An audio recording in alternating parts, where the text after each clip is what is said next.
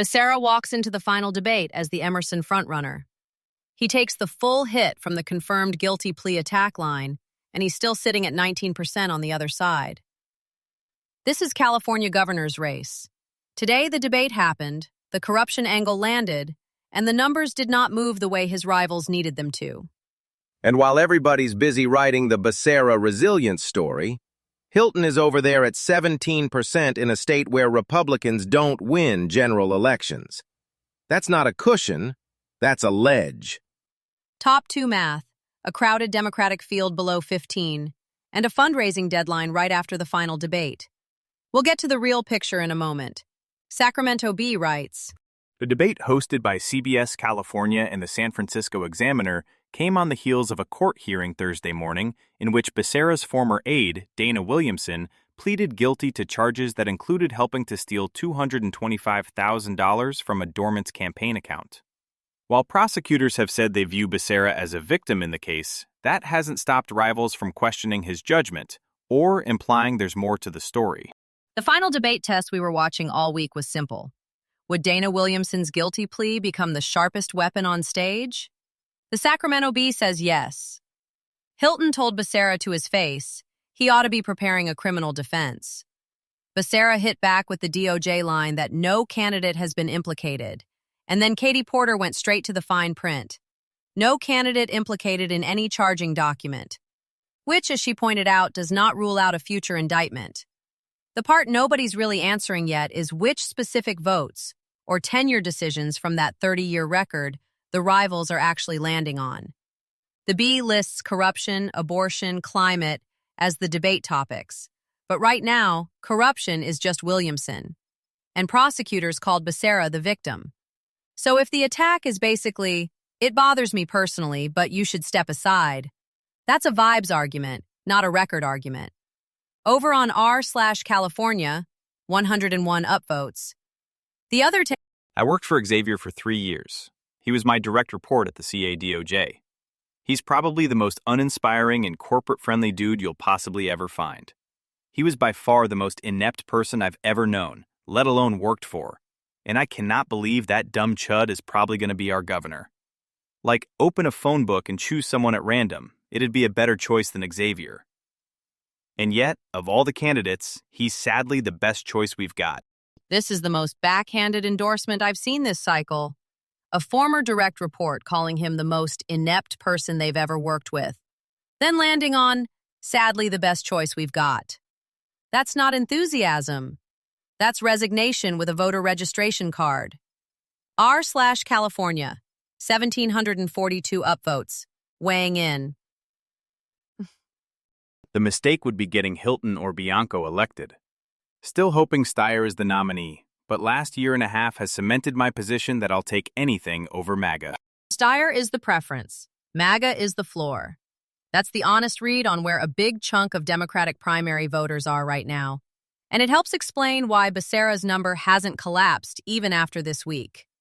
From r/California, 246 upvotes. Becerra is likable. He also has a background that appeals to Mexican Americans. He's the son of 2 Mexican immigrants, and you don't get where he is now without a strong work ethic. But the more you listen to him, the more you realize he doesn't say anything. If he does get elected, he will be the safe choice. He's the choice the Democratic Party in California wants because he's one of them. That's the exact tension the Bee story gets at without naming it. Doesn't say anything, and the party wants him because he's one of them.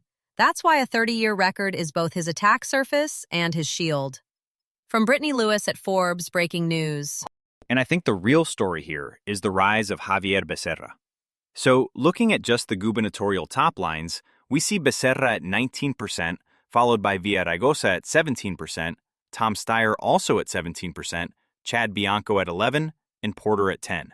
All others are less than 10%, with 12% undecided. The Emerson numbers are the headline this week. Becerra at 19%, Hilton at 17%. And Matt Taglia at Emerson is explicitly framing it as the rise of Becerra off the Swalwell collapse. That is a real shift from early May, but the Sacramento Bee's debate coverage didn't show anybody unable to land punches on him. He absorbed a full night of attacks on the corruption angle and the 30-year record, and the poll still didn't move against him. Here's what I keep staring at. Hilton is at 17 in a jungle primary. One bad week, one Democrat consolidating a few points, and he's looking out at November from the outside. The Becerra under pressure story is real, but the math says Hilton's margin for error is actually tighter right now. And just to pin down where this week started, on Wednesday, the Dana Williamson guilty plea was still a close-to-a-deal watch. By Thursday, it was confirmed. By Friday, it was the debate's lead attack line. And Becerra is still on top of the Emerson field. Either the electorate hasn't fully processed the timeline, or nobody on that stage found the framing that actually cuts through the 30-year record noise. The restraint around the guilty plea is the tell. If anybody had a clean kill shot, they would have taken it Thursday night. The fact that rivals are still stuck on the generic long record attack means the plea angle isn't landing the way they hoped. Or they're holding it for the general and gambling they get there. California's governor's race has something like 8 Democrats and 2 Republicans all on the same ballot.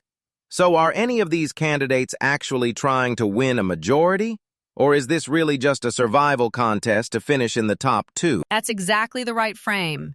And the honest answer is mostly survival. California uses what critics call a jungle primary. Every candidate from every party is on one ballot, and only the top 2 finishers advance to November, regardless of party.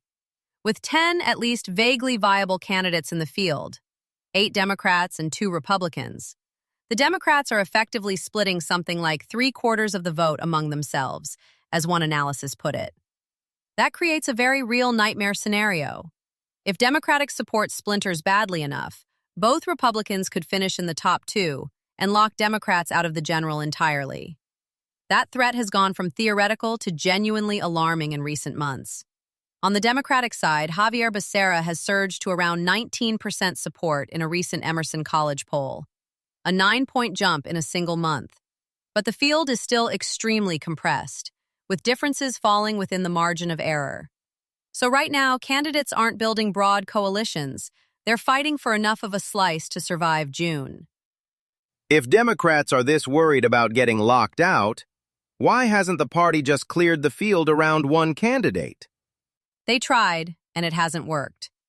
So California Democratic leaders have moved to a different playbook. Behind-the-scenes operations and political spending instead of pushing candidates to drop out. Part of the problem is structural. The Democratic Convention gave no candidate an official endorsement earlier this year, so there's no institutional rallying point. What to watch now is whether that covert coordination actually moves numbers before mail ballots start landing. Because once voters start casting ballots, the window to reshape the race closes fast. City Times, with Marisol Sandoval. Becerra began his political career in the California State Assembly in 1990, where his bills created formidable penalties for gang crimes, made it easier for 18-year-olds to register to vote, and gave employees rights to speak a language besides English in the workplace. City Times, that's San Diego City College's outlet, put Becerra in front of more than 2,000 people at an LA stop in April, and is running a full candidate intro series. Worth noting, they say he lays out priorities but avoids detailed commitments. That tracks with what we've seen all cycle. The Emerson poll has him at 19. The guilty plea dropped. The final debate had everybody swinging at him, and he's still the front-runner a student paper is profiling as the guy who pulled ahead. The attacks landed and the number didn't move.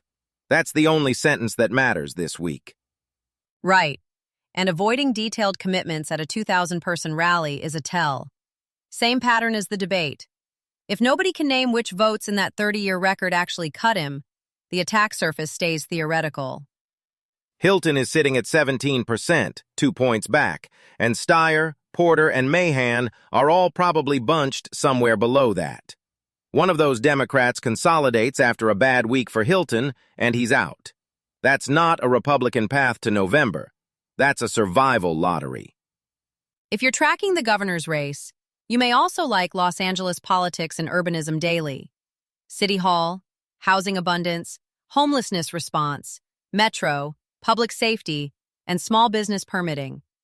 It's a great local compliment wherever you listen to podcasts. You'll find links to every story we covered today in the show notes. So if one caught your ear, you can take a closer look there. That's California governor's race for today. This is a Lantern podcast.